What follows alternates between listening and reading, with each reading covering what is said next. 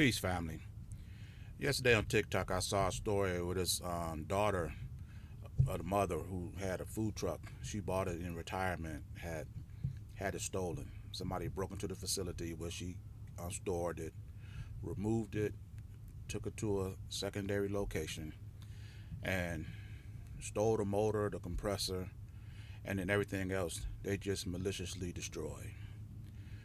Took the oil that was in there, and poured it all over the equipment, and it's terrible. Now she's on social media, which was TikTok, spreading her story, saying that she got a GoFundMe account so that um, people can donate to get her mother food truck back. She alluded to some type of lawsuit that somebody got like $70,000 for calling somebody the N word on social media, and she said if you can do that and get that, then we can come together and help my mother get her food truck back because some type of discrepancy with the insurance and they're not going to pay for it. Well, like I said, I love my people. This is why I do the content that I do. But let me say this. First of all, I don't believe your mother had insurance on that vehicle. And the scary part of the fact is, in retirement, she buys herself a food truck. Don't protect it. And you store it. And we are integrated with our historical presser. The fact of the matter is this: black people, melanated people, Africans, however you want to identify yourself, we are living up under a system that's under the ownership and control of the very same people who enslaved our ancestors. They're in control of our politics, our, our economics, our businesses, our industries, our institutions. If we are going to fight this fight, well, I'm all for that. But we've got to fight it right. The fact that this woman here has set up a GoFundMe account just speaks to the vulnerability and stubbornness of blacks. Now, what do I mean by that? It was the same GoFundMe account that Rodney Hinton Jr., the guy that unalived the police officer in response to his son being unalived by the police, refused to take donations on behalf of this man to build up his defense. Even though there's no way on earth this man is going to get out of jail, GoFundMe didn't even want to pretend like it was going to help raise no money for his defense.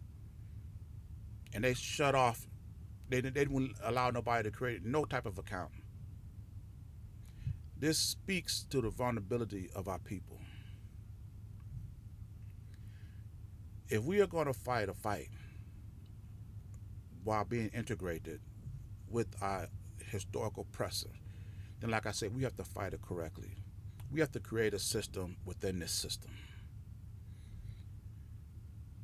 Here you have white people that's in charge of everything, and they get to pick and choose when and where and how much you can contribute. If we came together and funded our own resources, because at this point in time, when this incident happened to this woman, for as long as we've been suffering up under this system, you would think that she will automatically have some place that she can go to. I bet you the Arabs got a place to go. I bet you the Jews got a place to go. They're not running around to no GoFundMe, putting more money into the same system that's oppressing them. We have got to fight this fight the correct way. And how we do that, we need a systemic response to this systemic oppression that we are under. You will gain much more success. There's 40 million plus black people living in this country. If half of us just donated $1 a week, $1 a month, not even a week, a month, to the cause of creating a system within this system. That's $20 million a month that we can use to build our own businesses, industries, and institutions, so that when your mother reaches age of retirement and can now do whatever she want to do and want to fulfill her dream and buy herself a food truck, we can control the costs, we can support a business, and we'll be a unified people, and we can protect it. We can have it somewhere where can't just no anybody walk in there. When you were talking about a revolution, when you talk about the restoration of black people, we have got to speak in layers. GoFundMe is not no source that's going to fund a revolution for black people. This on again, off again, come together for my mother, and then once this issue is passed, then what we do? Disperse. Then next time when somebody breaks into your house and do the same things, spray paint the N-word and get out of our neighborhood all over somebody's house or all over somebody's car, we come back together for that. And then after that's over, then what? We all go our separate ways. We need a constant source of liberation within our community, because we are constantly up under this oppressive system. There is no reprieve. These people are putting pressure on us in all aspects of life, you know, and it's signal lost. And it's blatant. On top of that, it's blatant. So I must reach out to this woman and try to help her out whatever I can. But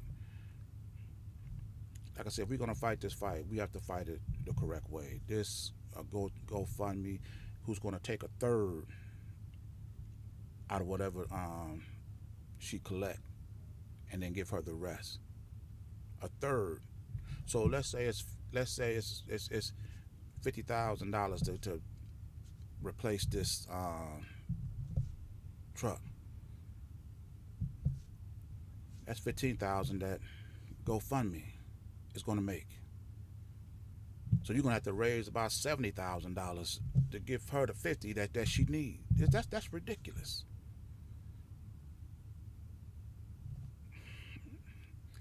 Like the old saying goes, if you want to go fast, go alone. But if you want to go far, go together. That's the mindset that we need to have. So I'm in this message here. I hope you like this content. Leave your thoughts in the comments, and I'll see you in my next video. Ashe.